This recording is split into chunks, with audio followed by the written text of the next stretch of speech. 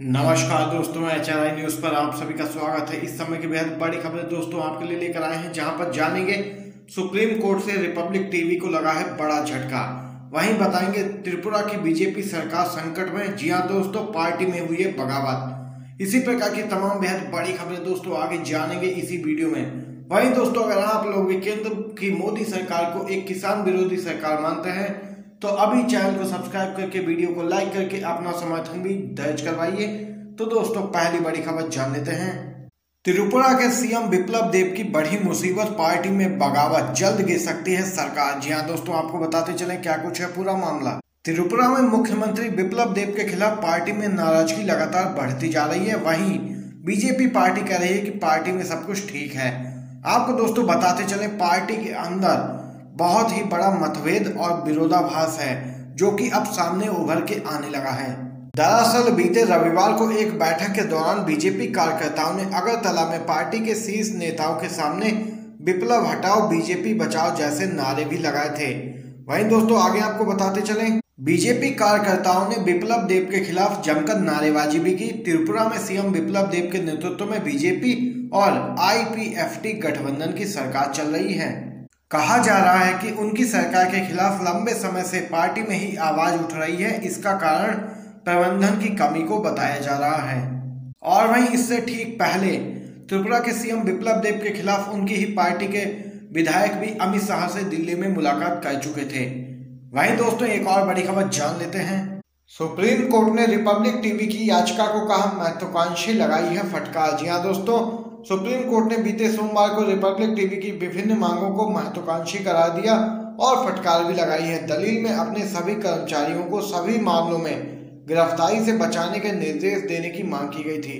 साथ ही सभी मामलों को CBI को ट्रांसफर करने और मुंबई पुलिस कमिश्नर के खिलाफ जांच की मांग की गई थी। वहीं याचिका पर विचार करने से सुप्रीम कोर्ट ने इनकार कर दिया है। आपको बताते चलें, सुप्रीम कोर्ट ने कहा है कि यह याचिका बहुत महत्वाकांक्षी है।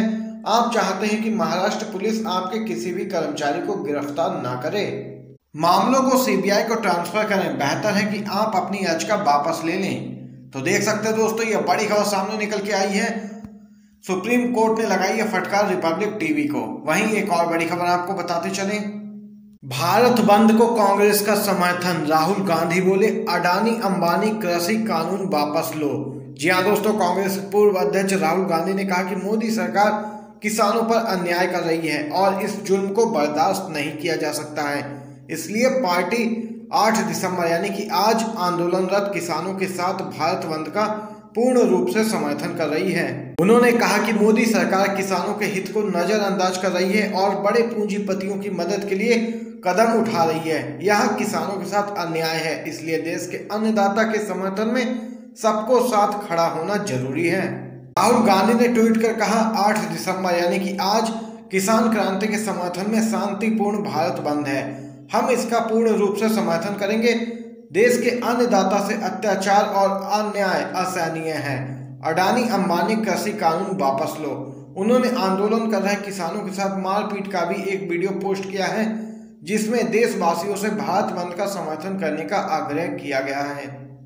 तो देख सकते हैं दोस्तों, राहुल गांधी ने सीधे तौर पर कृषि कानूनों को अडानी अंबानी कृषि कानून बता दिया है और मोदी सरकार से मांग की है कि वह जल्द से जल्द इन काले कृषि कानूनों को वापस ले। वहीं इसी के साथ एक और बड़ी खबर आपको बताते चलें, सुप्रीम कोर्ट ने किया अमीश देवगन के खिलाफ FIR रद्द करने से इनकार। जी हाँ दोस्तों, सुप्रीम कोर्ट ने सूफी संत ख्वाजा मोइनुद्दीन चिश्ती को लेकर कथित रूप से अपमानजनक टिप्पणी करने के मामले में गोदी मीडिया के पत्रकार अमीश देवगन के खिलाफ FIR को रद्द करने से इनकार कर दिया है। सुप्रीम कोर्ट की बेंच ने महाराष्ट्र, उत्तर प्रदेश और तेलंगाना समेत कई राज्यों में देवगन के खिलाफ दर्ज सभी FIR को राजस्थान के अजमेर में स्थानांतरित कर दिया है। वहीं दोस्तों, आपको बताते चलें, एक न्यूज चैनल पर आर पार नाम के शो में 15 जून को सूफी संत के लिए कथित आपत्तिजनक शब्द का इस्तेमाल करने के मामले में देवगन के खिलाफ FIR दर्ज करवाई गई थी। तो दोस्तों, यहाँ पर आप लोग देख सकते हैं, सीधे तौर पर गोदी मीडिया पत्रकार को लगा है सुप्रीम कोर्ट से बड़ा झटका। वहीं इसी बीच एक और बड़ी खबर आपको बताते चलें, सुप्रीम कोर्ट का फैसला आने तक नहीं होगा सेंट्रल विस्टा में निर्माण कार्य, PM मोदी 10 को करेंगे शिलान्यास। क्या कुछ है पूरा मामला दोस्तों बताते चले। केंद्र सरकार ने बीते सोमवार को सुप्रीम कोर्ट को भरोसा दिलाया है कि कोर्ट का फैसला आने तक सेंट्रल विस्टा प्रोजेक्ट में ना तो कोई निर्माण किया जाएगा, ना कोई बिल्डिंग ढाई जाएगी और ना ही किसी पेड़ को उनकी जगह से हटाया जाएगा। केंद्र सरकार की ओर से यह भी भरोसा दिलाए जाने के बाद सुप्रीम कोर्ट ने सेंट्रल विस्टा प्रोजेक्ट के शिलान्यास की इजाजत दे दी है। शिलान्यास 10 दिसंबर को होना है। केंद्र सरकार की योजना सेंट्रल विस्टा में सबसे पहले संसद की नई इमारत का निर्माण होना है। वहीं आपको बताते चले सेंट्रल विस्टा परियोजना को सुप्रीम कोर्ट में कई याचिकाओं के जरिए चुनौती दी गई है। याचिकाओं में परियोजना को पर्यावरण मंजूरी, लैंड यूज बदलने आदि के आधार पर चुनौती दी गई है। यह बड़ी खबर दोस्तों सामने निकल के आई है। वहीं एक और बड़ी खबर आपको बताते चले।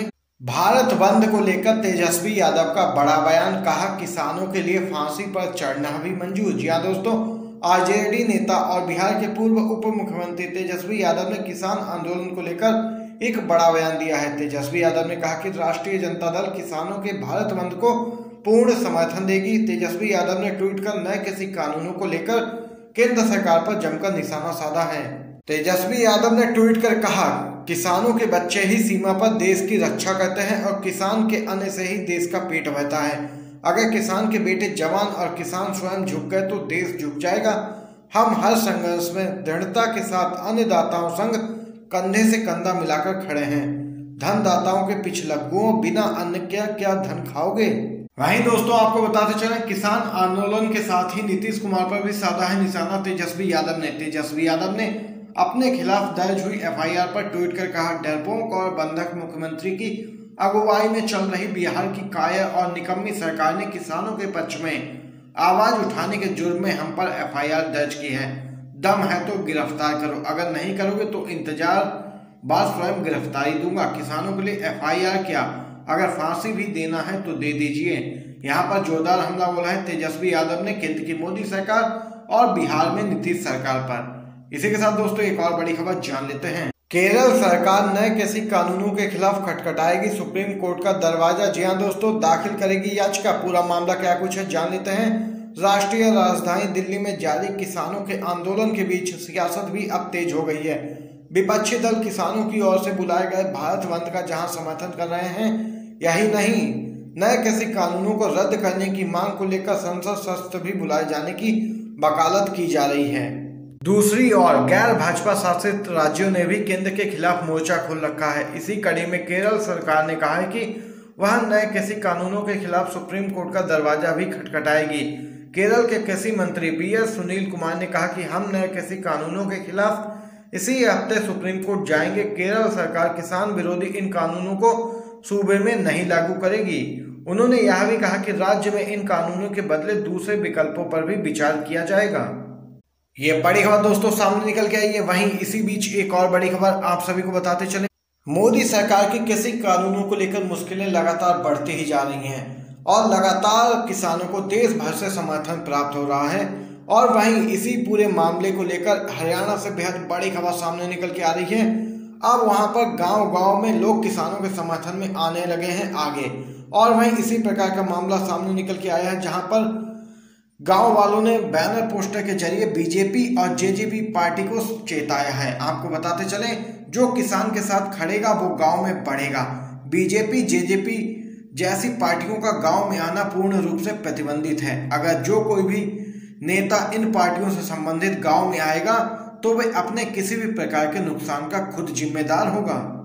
तो देख सकते हैं दोस्तों, बीजेपी और जेजेपी सरकार की मुश्किलें लगातार बढ़ती ही जा रही हैं और एक ही मांग उठ रही है कि काले कृषि कानूनों को वापस ले मोदी सरकार।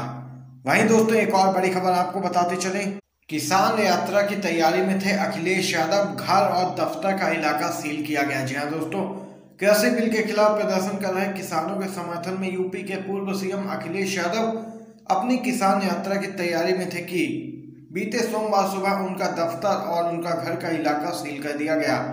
भारी पुलिस बल की तैनाती कर विक्रमादित्य मार्ग को छावनी में तब्दील कर दिया गया था। गौरतलब है कि अखिलेश यादव कन्नौज जाकर किसानों के समर्थन में धरना देने का ऐलान किया था। हालांकि प्रशासन की तरफ से कहना था कि कोरोना की वजह से भीड़ न इकट्ठी हो, इसलिए धरने की इजाजत नहीं दी जाएगी। बताते चलें कि अगर बीजेपी पार्टी को चुनाव प्रचार करना हो तो कोरोना नहीं होता है, वहीं अगर विपक्षी पार्टी या फिर किसान आंदोलन करें या विरोध प्रदर्शन करें तो उसके लिए कोरोना की वजह बताई जाती है। वहीं दोस्तों इसी पूरे मामले को लेकर सपा अध्यक्ष अखिलेश यादव पुलिस हिरासत में लिए गए। तो देख सकते हैं दोस्तों ये बड़ी खबर सामने निकल के आई है। इसी के साथ एक और बड़ी खबर जान लेते हैं। माकपा महासचिव सीताराम येचुरी ने कृषि कानूनों को लेकर विपक्ष पर दोहरा मापदंड अपनाने के भाजपा के आरोप पर पलटवार करते हुए आरोप लगाया कि सत्तारूढ़ पार्टी विपक्षी दलों के बारे में लोगों को गुमराह कर रही है और गलत सूचना फैला रही है। आगे आपको दोस्तों बताते चलें, सीताराम येचुरी ने एक बयान में कहा कि भाजपा को लोगों को गुमराह करना और गलत सूचना फैलाना बंद करना चाहिए और विपक्ष पे आरोप लगा रही है और खुद के गिरेबान में झांक कर देखना चाहिए। कृषि कानूनों को लेकर विपक्ष पर दोहरा मापदंड अपनाने के भाजपा के आरोप पर सीताराम येचुरी का ये बयान सामने निकल के आया है दोस्तों, और कहा है कि विपक्ष के बारे में लोगों को गुमराह कर रही है भारतीय जनता पार्टी। यहाँ पर दोस्तों आज की तमाम बेहद बड़ी खबरें और मुख्य समाचार जो सामने निकल के आ रहे थे आप लोगों ने जाने हैं आपके अपने यूट्यूब चैनल HRI न्यूज़ पर। अगर दोस्तों आपको वीडियो पसंद आया हो तो वीडियो को लाइक कीजिएगा और इस वीडियो को अपने सभी दोस्तों में शेयर भी कीजिएगा, जिससे कि आपके दोस्त भी इन खबरों को जान सकें। आप सभी का बहुत बहुत धन्यवाद।